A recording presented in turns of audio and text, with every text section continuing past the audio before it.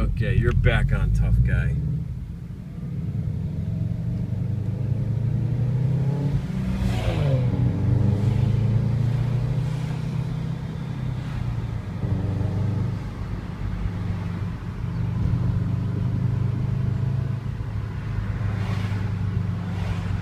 Pay no attention to the BMW riding your ass.